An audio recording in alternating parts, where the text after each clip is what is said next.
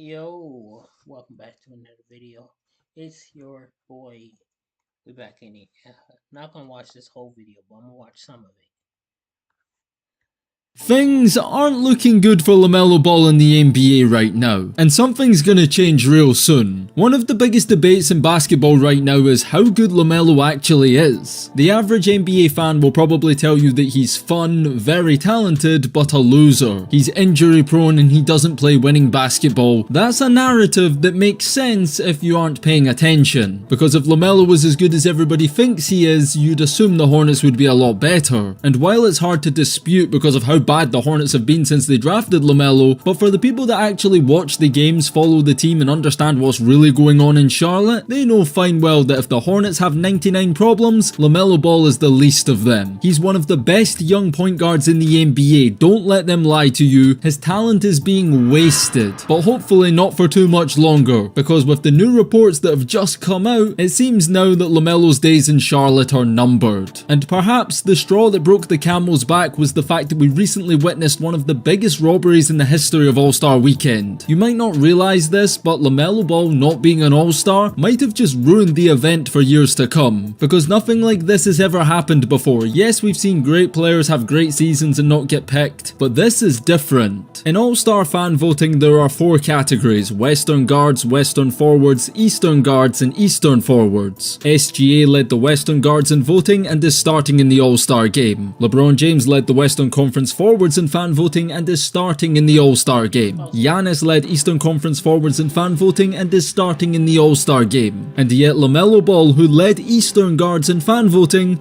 is not only not starting in the All-Star game, he didn't even make the bench. How does the most popular guard in the conference, who among guards is second in points per game behind only soon-to-be MVP SGA, not get chosen to be an All-Star? How does the Eastern Conference's second leading scorer behind only Giannis not make the All-Star team? Never in the history of the event has a player number 1 in fan voting not made the All-Star game. But it gets even crazier when you really break it down. There are 24 players going to All-Star weekend. Among all players, LaMelo was 8th in total votes. There are 10 starters across both teams. 12 of those 24 All-Stars represent the Eastern Conference. Only Jason Tatum and Karl Anthony Towns received more votes in the East than LaMelo Ball. He was 3rd in the entire conference in voting and still wasn't an All-Star. And this raises a bigger question. It's not even about LaMelo specifically, this is about the integrity of All-Star Weekend. Because what is the point in All-Star Weekend? It's a celebration for the fans, bringing together the NBA's top talent and showcasing them all together on the same court. Historically, these players have been selected by the fans, and over 10 million fans voted for who they wanted to see. 2.4 million of them went out of their way to specifically vote for LaMelo Ball because they wanted to see him be an All-Star, and yet he wasn't.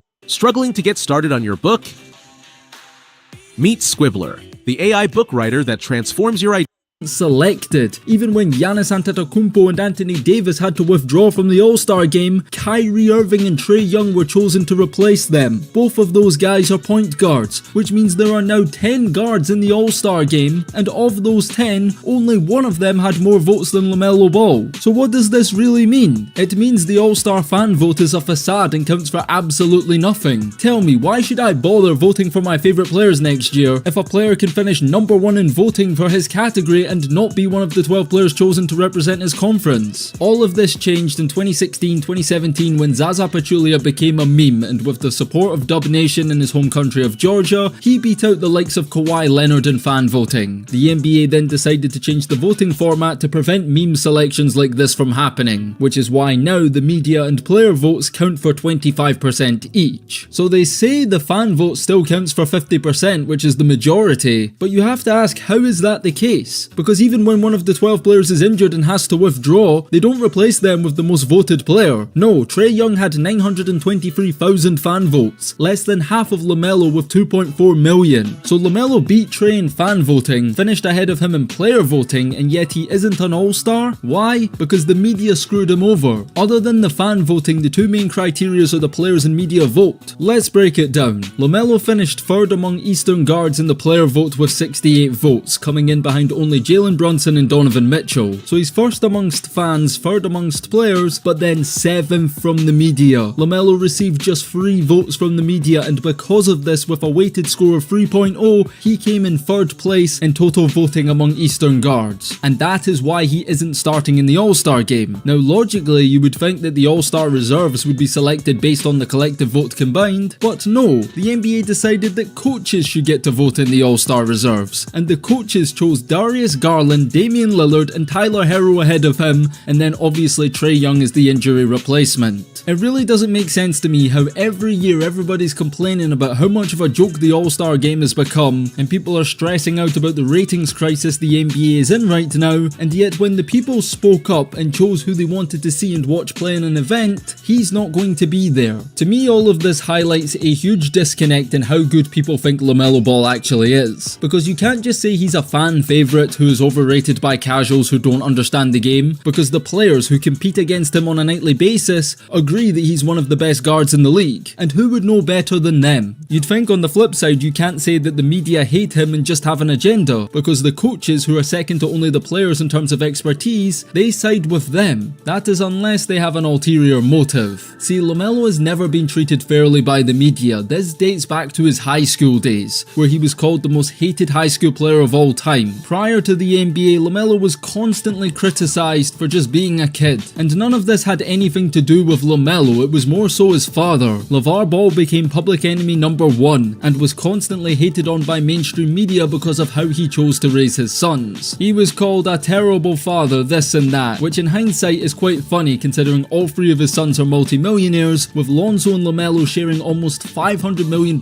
in career earnings so far, and LiAngelo Ball, the middle son, just signed a 7-figure record deal and has been one of the biggest breakout artists so far in 2025. Don't tweak your television, that is indeed LiAngelo Ball! What's also funny is LiAngelo Ball is actually booked to perform at this year's All-Star Weekend. Who would have thought in a season where LaMelo was top 5 in points per game that the undrafted brother who was cut from a G League team would be at All-Star Weekend ahead of him? Who would have thought in 2017 when Lonzo was at UCLA and went on to be the number 2 pick by the Lakers and was tipped to be the next Magic Johnson, that LiAngelo Ball would be at All-Star Weekend before him? Our reality is some crazy multiverse. But it's not just the media who have never embraced LaMelo or the Ball family, it's the coaches too. And a big reason for this may be because back in 2017 when LeVar Ball dominated the media space, he was very hard on Luke Walton and blamed him for not utilising Lonzo correctly in LA. We're not concerned with what parents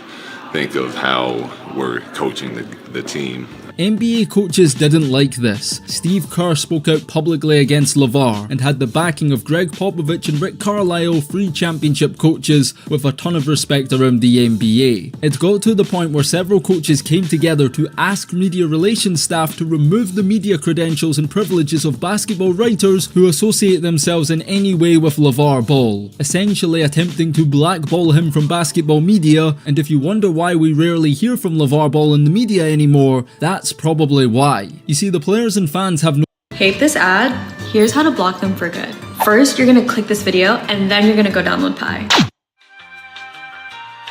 no reason to dislike LaMelo Ball. He's one of the most entertaining hoopers to watch, and opponents who play against him and experience his wizardry firsthand, they tip their hat and respect it. Now, is it a coincidence that the 2 categories of voters that completely screwed him over and don't hold him in the same regard have well-documented feuds with his father dating back years? You tell me. But what empowers them to snub a guy that statistically is playing at an all-star level and averaging more points, more rebounds and more assists than some of the players selected ahead of him? It's simple, the narrative. Because the Hornets are a bad team with just 12 wins this season. Charlotte are right down at the bottom of the Eastern Conference with no chance of even making the play-in game, and the fact that this has been the case for years now makes it easy for them to push the narrative that LaMelo's just a stat padder and doesn't impact winning. Coaches and media can easily hide their agenda by saying they want to reward players that win, even though the All-Star game is supposed to be based on individual performance. The problem is that nobody watches the Charlotte Charlotte Hornets, and I completely understand why, they always suck. But because of this, I don't think the average NBA fan actually understands just how bad they are. And this has been the case long before LaMelo Ball. In the near 40-year history of the Charlotte Hornets, they are objectively speaking the least successful NBA franchise. They have 0 championships, one of just 10 teams to never win one. They have never made the NBA Finals, one of just 5 teams to never do so. They have never made the Conference Finals, one of just 2 teams to never do so. And they are the only NBA team that has never won a division title. They have the second least playoff appearances in NBA history, behind only the New Orleans Pelicans. They have played the least amount of playoff games in NBA history with 38. The Pelicans have the second least and they've played 59. The Bobcats teams from the early 2010s are quite possibly the worst NBA team ever assembled. Now bear in mind that the Hornets play in the Eastern Conference, which historically and especially over the last 25-30 years has been considered the weaker conference. In the last 20 years the Hornets have made the playoffs twice. Now in a weaker conference where 8 of 15 teams make the playoffs, that means you have an above 50% chance of making the playoffs every season. To only make the playoffs twice shows you just how bad this franchise is. When you're one of the worst teams every year, you end up in the lottery with a high draft pick and a chance to get a young player. The Hornets have repeatedly failed. In the last 15 years we've seen them draft Michael Kidd-Gilchrist over Damian Lillard, Cody Zeller over Giannis, Noah Vonleh over Nikola Jokic, Frank Kaminsky over Devin Booker, Malik Monk over Donovan Mitchell. The best 2 players they've ever drafted are Kobe and Shai Gilgeous-Alexander. They traded them both on draft night. And all of this happened prior to LaMelo Ball, and despite not making the playoffs in the 5 years since they drafted him, they've not done a better job at drafting at all. James Bouknight and Kai Jones were lottery picks in 2021. Both of them are out of the league. In 2022 they had 2 first-round picks. They drafted Jalen Duren, traded him, and ended up taking Mark Williams with their other pick. They did hit on Brandon Miller in 2023, but then in 2024 they drafted Tijon Salon, and then traded Mark Williams, their centre, for Dalton Connect. And although the trade was rescinded, it's a bad trade either way, because they could have just drafted Connect over Salon, and they wouldn't have had to give up Mark Williams, and if the trade does end up going through, now they don't have a centre to build around long term. But the incompetence of the Hornets organisation doesn't stop there. The lack of mentorship and support that these young players get from the team, they have neglected a lot of their young players and allowed them to go down bad paths. Just look at this track record. Miles Bridges was suspended for an entire NBA season facing domestic abuse charges. James Bouknight was found passed out in a car with a firearm on his lap and charged with a DUI. Brandon Miller allegedly delivered a firearm that was used in a murder of a mother. Montrezl Harrell faced federal charges after being found with 3 pounds of marijuana in the backseat of his car. Kai Jones was on Instagram Live tweaking, and many people speculated he was on hard drugs. I had to do drugs or something. No, Devontae Graham was placed on probation after pleading guilty to a DUI. Terry Rozier was recently accused of throwing games while playing for the Hornets for gambling companies. Dwayne Bacon admitted that he was depressed when playing for the Hornets. Malik Monk was suspended for violating the NBA's drug policy. I bring all of this up not to shine any bad light on any of these players, but to highlight the fact that there's something seriously going wrong in Charlotte. And in an environment where all of this happens, you have a young LaMelo Ball who's portrayed to be the bad guy within the media, yet the so-called wild child, the son of the big bad LeVar Ball, with $500 million in the bank in his early 20s, what controversies has he been in off the court? Is he out here flexing guns on the internet, paying hush money for abortions? You've not seen him spit the dummy out, demand a trade, trash his teammates, or throw his coaches under the bus? A lot of the young stars in his situation would have folded by now. Call LaMelo. Starting today, anyone can run it. That's true. I'm trying to get LaMelo on my team though. I don't know, because he a point guard. And I'm on the Warriors. They would probably take Steph. Maybe I get somebody else. Anyways,